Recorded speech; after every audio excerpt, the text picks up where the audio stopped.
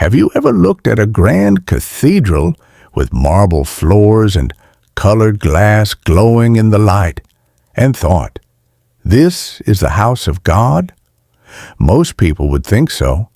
But what if I told you that's not how God defines His church? In a world filled with denominations, traditions, and impressive buildings, Ellen G. White gives us a completely different picture. She tells us that God's church is not made of stone or stained glass. It's made of hearts. Today, let's explore her powerful words, written in 1886, that still speak clearly to every believer today. Ellen White wrote, and I quote, "God has a church. It is not the great cathedral, neither is it the national establishment, neither is it the various denominations. It is the people who love God and keep His commandments." Think about that for a moment. Not the cathedral, not the organization, not the denomination. The people. The real church is a living family. It's made up of men and women who love God and who choose to walk in obedience to His word. She continues, and I quote, "Where 2 or 3 are gathered together in my name, there am I in the midst of them." That's the voice of Jesus in Matthew chapter 18, verse 20. You don't need a crowd for God to appear. If you and one friend meet to pray in a quiet room, God is there. If 2 believers whisper hymns behind prison walls, God is there. If a family gathers beneath a tree to read Scripture, the presence of heaven surrounds them.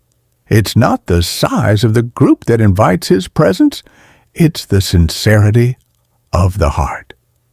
Ellen White continues to say these words, "Where Christ is, even among the humble few, this is Christ's church. For the presence of the high and holy, one who inhabiteth eternity, can alone constitute a church." What a statement! A church is not defined by how many attend. It is defined by whether Christ attends. You could have a cathedral without Christ, and it would only be a building. But you could have 2 faithful hearts joined in prayer, and heaven calls that a church. This truth changes everything. It reminds us that God's presence is not tied to location, but to devotion. Ellen White goes even deeper. She writes, "Where 2 or 3 are present who love and obey the commandments of God, Jesus there presides. Let it be in the desolate place of the earth, in the wilderness, in the city enclosed in prison walls." The glory of God has penetrated the prison walls, flooding with glorious beams of heavenly light the darkest dungeon. Picture that. A dark cell, cold and forgotten. 2 believers whispering a prayer. And in that moment, unseen light fills the darkness. That cell becomes a sanctuary. That prayer becomes a hymn in heaven. God's church has never depended on comfort or convenience. It has survived in deserts, in mountains, in hidden homes, and in secret meetings. Because the church exists wherever hearts are faithful. She continues, and I quote, "His saints may suffer, but their sufferings will, like the apostles of old, spread their faith and win souls to Christ and glorify His holy name." The more they suffered, the brighter their witness shone. Chains could not silence the gospel. Fire could not consume it. Persecution did not destroy the church. It revealed it. Every time the enemy tried to bury faith, God used the pressure to plant new seeds of truth. Then Ellen White ends with these words, "They that will be doers of the word are building securely, and the tempest and storm of persecution will not shake their foundation, because their souls are rooted to the eternal rock." That rock is Christ Himself. He is the cornerstone of every true church. Buildings may crumble, organizations may divide, but the church built on Christ will stand forever. So the real question is not, Where do you go to church? The question is, are you being the church?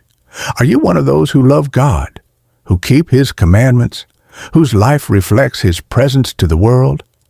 Maybe your group is small, just a few faithful souls. Maybe you worship online, or in a small room, or under open sky. Maybe you've wondered whether that counts as church. Ellen White's words bring peace. If Christ is with you, then you are the church. Your prayer becomes an altar. Your living room becomes a sanctuary. Your fellowship becomes a light in the darkness. The presence of Christ turns the ordinary into the sacred. So, remember, the church is not a building. It is a body. It is not a denomination. It is a dwelling place for God's Spirit. It is not a stage. It is a people who love, obey, and reflect Jesus Christ. Where 2 or 3 gather in His name, there He is. And where He is, there's church. May your heart be His temple. May your home be His sanctuary. And may your life be rooted in the eternal rock, unshaken, unafraid, and unashamed. This is Ellen White's explanation of a church, not bricks, not walls, but people.